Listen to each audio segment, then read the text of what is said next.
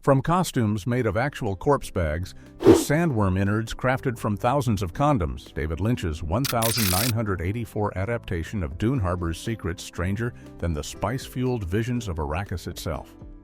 Behind the scenes of this notorious sci-fi epic lies a treasure trove of bizarre production mishaps, casting accidents, and creative decisions that defy logic. Here are 15 weird facts you didn't know about Dune. Guild costumes were real body bags. When costume designer Bob Ringwood was tasked with creating the otherworldly look for the mysterious guild members in David Lynch's 1984 adaptation of Dune, he faced an enormous challenge with very little time and an even smaller budget.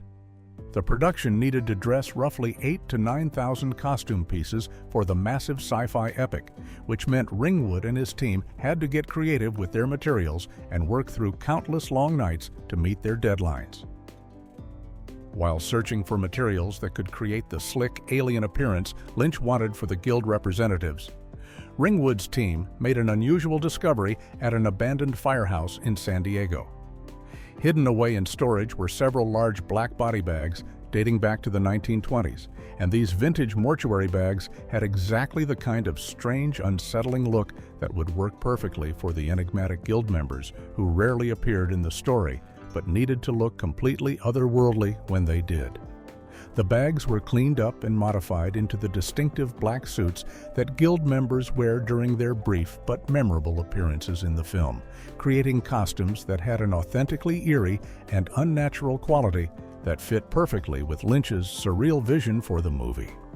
The organic, slightly unsettling texture and shape of these repurposed mortuary bags helped create exactly the kind of disturbing visual effect that Lynch was known for in his films. However, there was one detail that Ringwood kept from the actors during the entire production. These weren't just old body bags that had been sitting unused in storage. They were actual body bags that had been used multiple times over the decades to transport real corpses before being retired and eventually forgotten in the firehouse storage room. The actors who wore these costumes during filming had no idea they were literally wearing bags that had once held dead bodies, and Ringwood only revealed this unsettling truth to the cast after production had completely wrapped and filming was finished. Patrick Stewart's casting was a mistake. When David Lynch was rushing to replace actor Aldo Ray for the role of Gurney Halleck in Dune, he thought he had found the perfect solution by hiring an actor named Patrick Stewart. However, Lynch's decision was based on a case of mistaken identity that would have been hilarious if it hadn't worked out so well in the end. The confusion started because Lynch had only seen Stewart performing on stage in a theatrical production where the actor was wearing heavy costume makeup and prosthetics that made him appear much older, more weathered, and significantly different from his actual appearance. In that particular stage role, Stewart had been transformed with makeup that gave him the rugged, battle-scarred look of an experienced warrior, which was exactly what Lynch envisioned for Gurney Halleck, the loyal swordmaster and troubadour who serves House Atreides. When Lynch made the casting decision, he was expecting to work with an actor who naturally looked like that heavily made-up stage character he had seen. So when Patrick Stewart showed up on set in Mexico looking like his actual self, without any of the theatrical makeup and prosthetics that had completely transformed his appearance during the stage performance, Lynch was genuinely disappointed and surprised by what he saw. The director had been anticipating an actor who already had the weathered, older appearance that would fit the character of Gurney Halleck, but instead found himself working with Stewart's real face, which looked nothing like what Lynch thought he was hiring. At first, Lynch wasn't sure the casting would work because Stewart looked so different from what he had expected. Fortunately for everyone involved, Stewart's natural acting ability and stage presence quickly won Lynch over, and the role ended up being one of the most memorable performances in the film. Stewart later recalled in his autobiography that Lynch had specifically chosen him because he had seen him in costume during a performance of the play's Henry IV, where Stewart wore a long wig and looked particularly tough and battle-ready. Stewart thought Sting was a cop. While filming Dune in Mexico during 1983, Patrick Stewart found himself working alongside one of the biggest music stars in the world, but he had absolutely no idea who this person was. Stewart, who was already an accomplished stage actor but hadn't yet become the household name he would later become through Star Trek, had never paid much attention to popular music and was completely unfamiliar with the rock and pop music scene of the early 1980s. When Stewart met his co-star Gordon Sumner, who was performing under his stage name Sting, the future Captain Picard was genuinely curious about this young man who seemed to generate so much excitement and attention from everyone else on the film set. Stewart later admitted that music, especially popular music, had never played a big part in his life, so he had no context for understanding why people around him were so impressed by this particular actor. Being a polite and friendly person, Stewart decided to strike up a conversation with Sting and asked him about his background, specifically wondering whether he was a solo artist or if he performed with other musicians. When Sting replied that he was part of a group called The Police, Stewart's mind immediately went to the most logical conclusion he could think of based on the name alone. Stewart assumed that Sting was telling him about some kind of official police band, the type of musical group that many police departments and military organizations maintain to perform at ceremonies, parades, and community events. In Stewart's mind, it made perfect sense that a police officer might also work as an actor, and he thought Sting was simply explaining that his day job involved playing music with fellow police officers in an official law enforcement band. This misunderstanding continued for some time during production, with Stewart remaining completely unaware that he was working alongside the lead singer of one of the most successful rock bands in the world, a group that had just released their final studio album, Synchronicity, the previous year, which included massive hits that were dominating radio stations and MTV across the globe.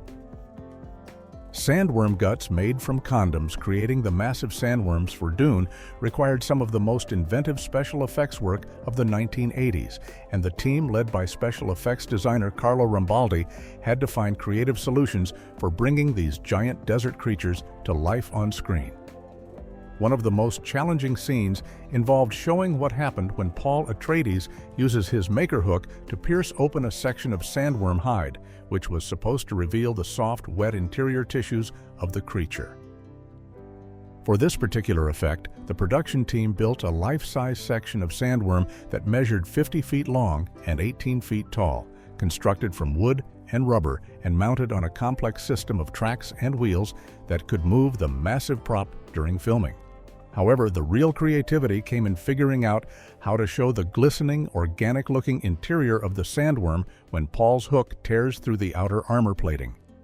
The special effects crew needed to create something that would look convincingly biological and wet under the bright movie lights, with a texture that would appear to be the soft internal organs and tissues of a living creature. After experimenting with various materials, they discovered that ordinary condoms provided exactly the right combination of translucent appearance, flexible texture, and ability to hold liquid that they needed for this gross and unsettling effect. The crew purchased hundreds of condoms and then carefully prepared each one by cutting them lengthwise and removing the tips, creating long strips of latex material that could be filled with gelatin and other substances to make them look like organic tissue. Each individual piece had to be applied by hand to the interior sections of the sandworm prop, with crew members spending countless hours positioning these modified condoms to create the most realistic and disturbing appearance possible. The final result was a convincingly disgusting display of sandworm innards that looked appropriately alien and biological when Paul's maker hook opened up the creature's hide, though audiences had no idea they were looking at hundreds of repurposed contraceptives that had been transformed into movie monster guts through the magic of practical special effects. Lynch turned down Return of the Jedi. In the early 1980s, David Lynch was riding high on the critical success of his film The Elephant Man, which had earned him an Academy Award nomination for Best Director and established him as one of Hollywood's most promising young filmmakers. This success brought Lynch to the attention of George Lucas, who was looking for a director to helm the third and final film in his original Star Wars trilogy, Return of the Jedi. Lucas personally approached Lynch with an offer that would have made most directors in Hollywood jump at the chance, considering that the Star Wars franchise was already one of the most successful and influential series in movie history. The first two films had broken box office records and created a cultural phenomenon that extended far beyond cinema, making Return of the Jedi one of the most anticipated movies of the decade, and virtually guaranteeing massive commercial success for whoever directed it. However, Lynch's response to Lucas was surprisingly direct and honest, reflecting his commitment to maintaining his own artistic vision rather than simply chasing commercial opportunities. When Lucas made the offer, Lynch politely but firmly declined, telling the Star Wars creator that, "It's your thing, it's not my thing," which showed his understanding that the Star Wars universe was fundamentally Lucas's creative vision and wouldn't allow Lynch the kind of artistic freedom he needed to make the type of films he wanted to create. Instead of taking what many would consider the safer and more financially rewarding path of directing Return of the Jedi, Lynch chose to accept an offer from producer Dino De Laurentiis to direct the film adaptation of Frank Herbert's science fiction novel, Dune. This decision was particularly interesting because it meant Lynch was turning down an established, commercially proven franchise to take on a notoriously difficult book that many had tried and failed to adapt for the screen.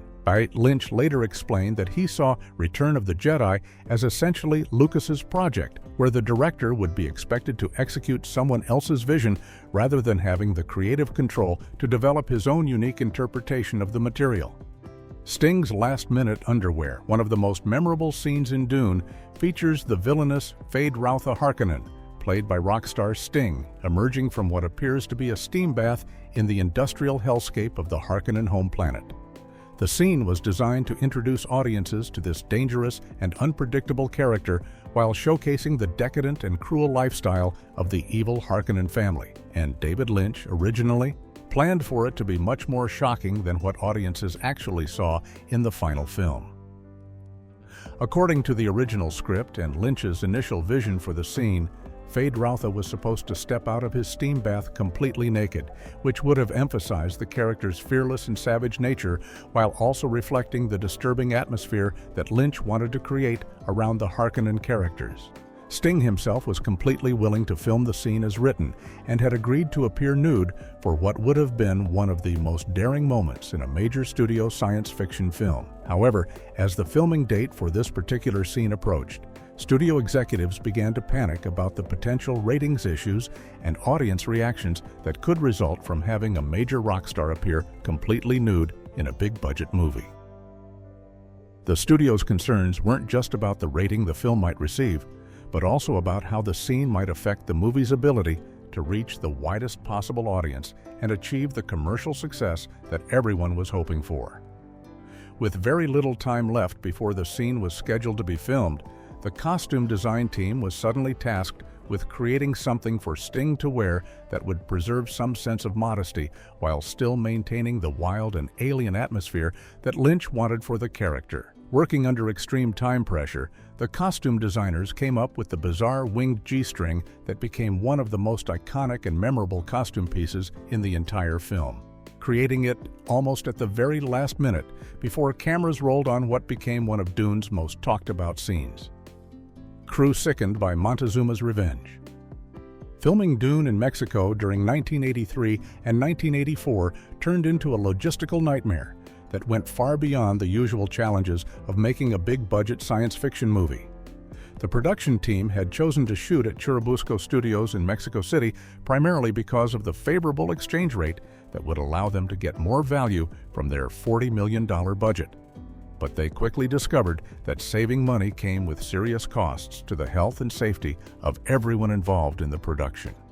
The most serious crisis occurred when the entire crew was struck down by what locals called Montezuma's revenge, a severe form of food poisoning that can affect travelers who aren't used to the local food and water. This wasn't just a few people getting mildly sick, but rather a massive outbreak that affected virtually everyone working on the film, from the top stars down to the technical crew members, forcing David Lynch to temporarily shut down production while people recovered from what was often a debilitating illness. Making matters even worse, the production was constantly battling against Mexico's unreliable infrastructure, which created additional problems that made filming extremely difficult even when the crew was healthy. The team had to deal with frequent rolling blackouts that would shut down all the electrical equipment needed for filming, often happening without warning and forcing everyone to wait around until power was restored to the massive studio complexes where most of the interior scenes were being shot. Communication with the outside world was nearly impossible because the entire production was operating with only one functioning telephone line, which made it incredibly difficult to coordinate with studios back in the United States or to order essential equipment and supplies that were needed to keep the complex production moving forward. On top of all these problems, the film sets were constantly being invaded by cockroach infestations that added another layer of discomfort and health concerns to an already challenging work environment, creating conditions that made the fictional desert planet of Arrakis seem almost pleasant by comparison. Lynch's revenge pseudonym, Judas Booth. When television networks decided to create an extended version of Dune for broadcast in 1988, they did so without any input from David Lynch, who was already deeply unhappy with how the studio had interfered with his original vision for the film. The television cut included additional scenes and painted backdrops that explained more of the story's background, but Lynch was so disgusted with this version that he demanded his name be completely removed from the credits and replaced with the standard pseudonym that directors use when they want to disown a project. However, Lynch wasn't satisfied with simply using the typical Alan Smith E credit that directors usually employ in these situations because he wanted to send a much stronger message about how he felt the studio had treated him and his work. Instead of the standard pseudonym, Lynch chose to be credited as the screenwriter under the name Judas Booth, which was his way of making a very pointed statement about what he believed had happened to his movie. The name Judas Booth was Lynch's clever combination of two of the most famous betrayers and killers in history, and each part of the pseudonym was chosen to represent a specific aspect of how Lynch felt the studio had wronged him. The Judas part referred to Judas Iscariot, the apostle who betrayed Jesus Christ according to Christian tradition, which represented Lynch's belief that the studio had betrayed him by taking control of his film and editing it in ways he never intended. The Booth part came from John Wilkes Booth, the actor who assassinated President Abraham Lincoln, which represented Lynch's feeling that the studio had essentially killed his movie by creating this extended television version that went against everything he had tried to accomplish with his original vision.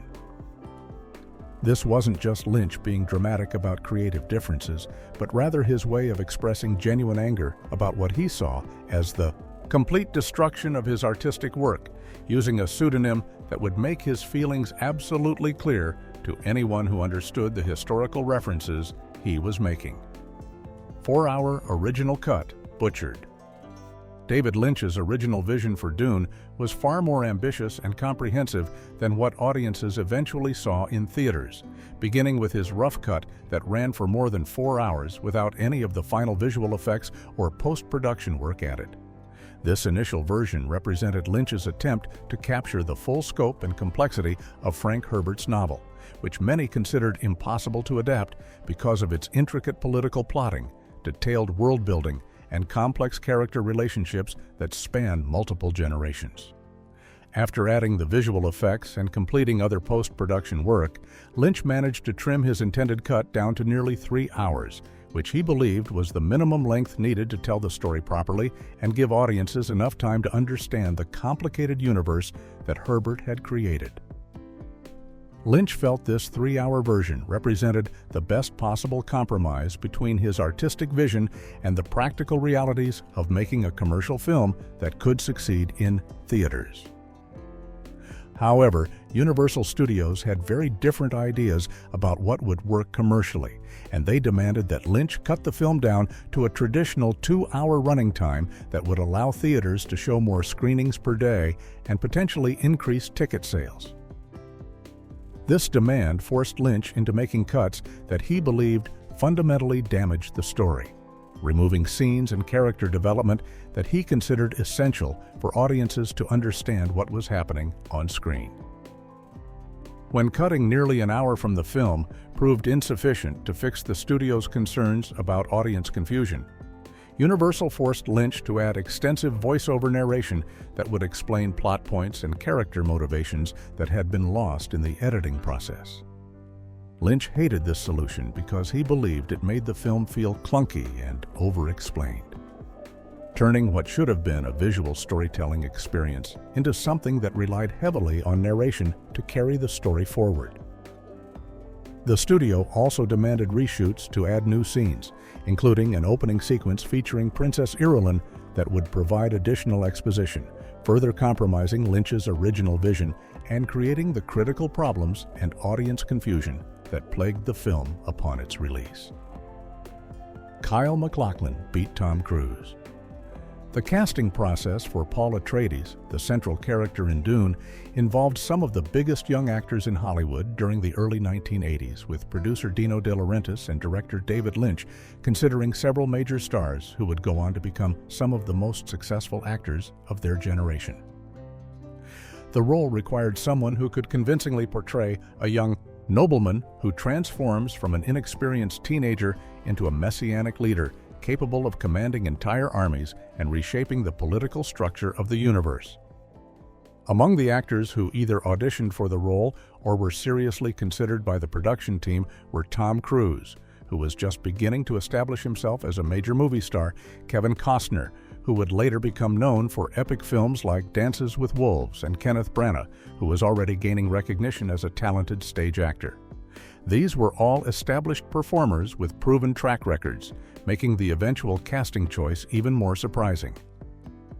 Val Kilmer had emerged as the top choice for the role and seemed to be the frontrunner to land the part of Paul Atreides, with the production team feeling confident that he had the right combination of intensity and charisma needed to carry such a complex and demanding role. Kilmer was already building a reputation as a serious actor who could handle both dramatic and action-oriented material, which made him seem like the perfect fit for a character who needed to be both thoughtful and physically capable. However, everything changed when Kyle MacLachlan, a relatively unknown actor who had primarily worked in theater, came in for his screen test and completely impressed Lynch and the other decision-makers involved in the casting process. MacLachlan's performance during his audition was so compelling and showed such a natural understanding of the character that the production team immediately shifted their focus away from the more established actors they had been considering and decided to take a chance on giving this newcomer his first major film role. The rock band Toto did the score. When it came time to create the musical score for Dune, David Lynch and the production team made one of the most unexpected choices in science fiction movie history by hiring Toto, the rock band that had become famous worldwide for their hit song Africa and other pop radio favorites. This decision was particularly surprising because most big-budget science fiction films of the 1980s used traditional orchestral composers who specialized in creating the kind of grand, sweeping symphonic scores that audiences expected from space opera movies.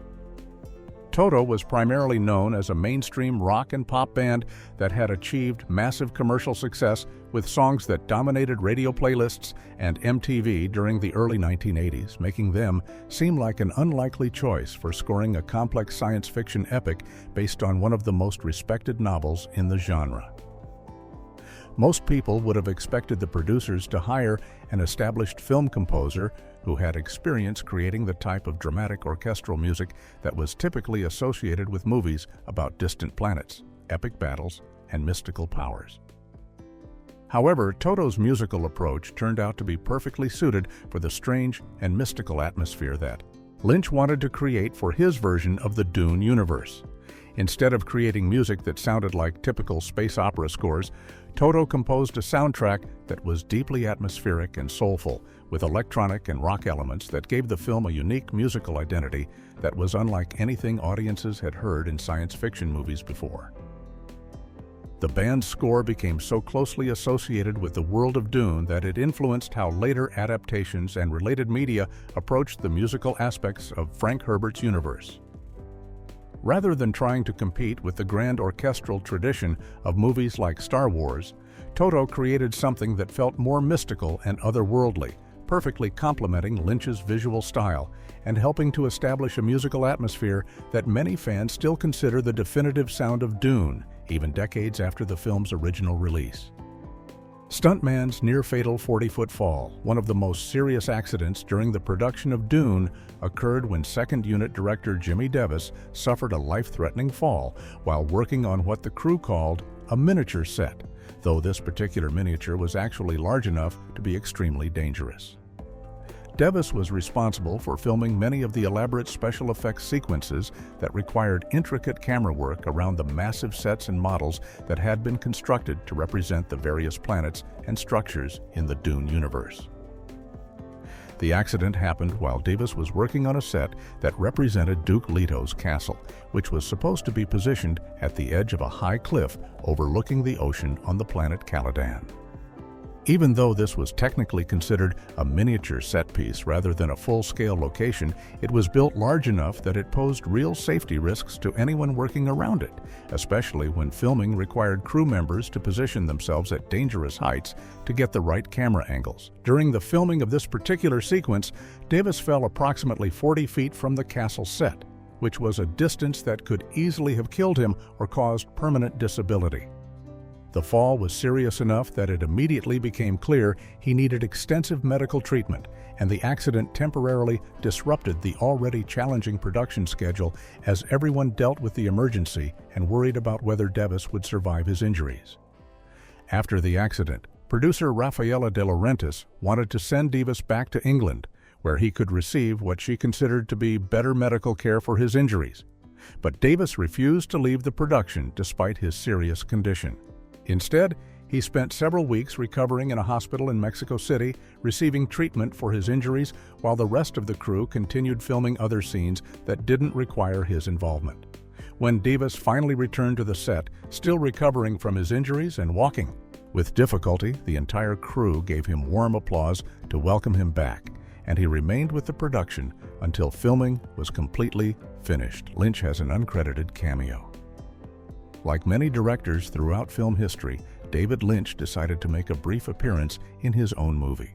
though his cameo in Dune is so well hidden and disguised that most viewers have no idea they're looking at the film's director when they watch the scene. Lynch's appearance comes during one of the most memorable action sequences in the movie, when Duke Leto Atreides and his son Paul are flying over the desert planet Arrakis in their aircraft and spot a spice harvesting operation that's about to be attacked by one of the giant sandworms that live beneath the sand.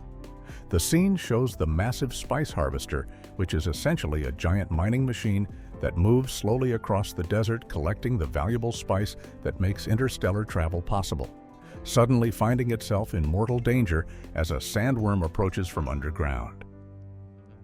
The crew operating the harvester realizes they're about to be swallowed by the enormous creature and desperately calls for help, leading to a dramatic rescue sequence where Duke Leto and Paul risk their own lives to save the workers before the sandworm can destroy the expensive machinery and kill everyone aboard. During this tense rescue sequence, Lynch appears as one of the radio operators working on the spice harvester, communicating with the rescue aircraft as the situation becomes increasingly desperate. However, Lynch is so completely disguised by the costume and makeup required for the role that he's essentially unrecognizable, even to viewers who are familiar with what the director looks like in real life. The cameo is completely uncredited, meaning Lynch's name doesn't appear anywhere in the film's credits in connection with this small acting role, which makes it even more of a hidden surprise for viewers who manage to spot him. Lynch's brief appearance fits naturally into the scene without drawing any attention to itself, allowing him to be part of one of the film's most exciting moments while remaining completely invisible to audiences who don't know to look for him among the panicked crew members trying to escape the approaching sandworm. Vodka replaced water. In key scene. One of the most important scenes in Dune involves Lady Jessica, played by Francesca Annis, participating in a sacred Fremen ritual called Taking the Water of Life, which is a dangerous ceremony that involves drinking a poisonous substance and using special mental powers to neutralize the poison before it can cause death. This scene was crucial to the story because it shows how Jessica becomes accepted by the Fremen people and gains new abilities that will be important for the rest of the plot, making it essential that Annis deliver a convincing performance during what was supposed to be a mystical and transformative moment for her character, the Watoshit. Prop department had prepared what was supposed to be plain water for Annis to drink during the filming of this ceremonial scene, since the actual water of life in the story was meant to be a deadly poison that would obviously be too dangerous for a real actress to consume. The water was intended to be a safe substitute that would allow Annis to go through the motions of drinking the sacred substance while cameras captured her performance during this pivotal moment in the film. However, when it came time to film the scene, someone on the crew had secretly replaced the water with vodka, though it's unclear whether this was meant as a practical joke or if there was some other reason behind the substitution. When Annis took her first drink expecting to taste plain water, she instead got a mouthful of alcohol, which created an immediate and unexpected challenge as she tried to continue with her performance while dealing with the surprise of consuming vodka instead of the harmless prop she had been expecting.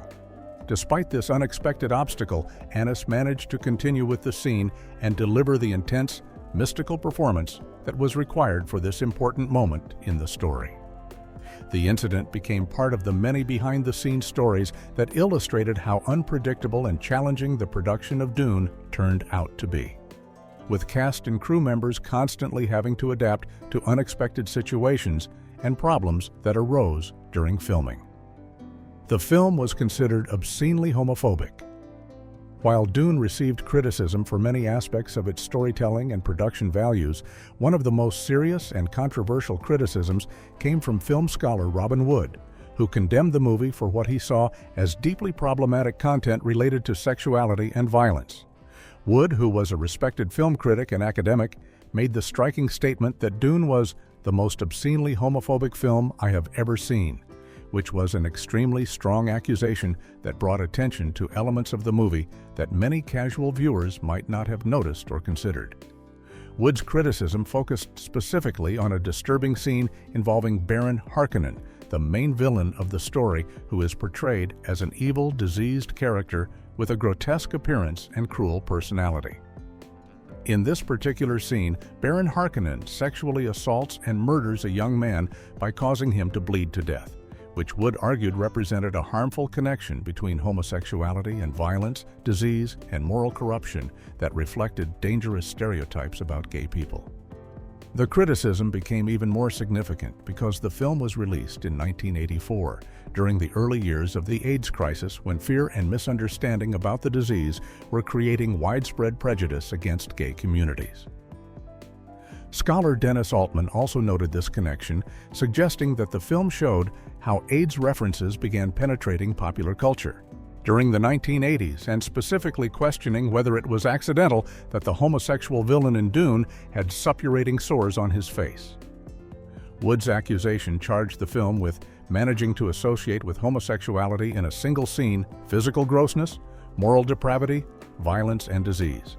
which he argued created a harmful representation that reinforced negative stereotypes. This criticism sparked broader discussions about how science fiction and fantasy films of the 1980s were portraying sexuality and whether filmmakers were unconsciously or deliberately incorporating prejudices and fears related to the AIDS crisis into their depictions of villains and evil characters.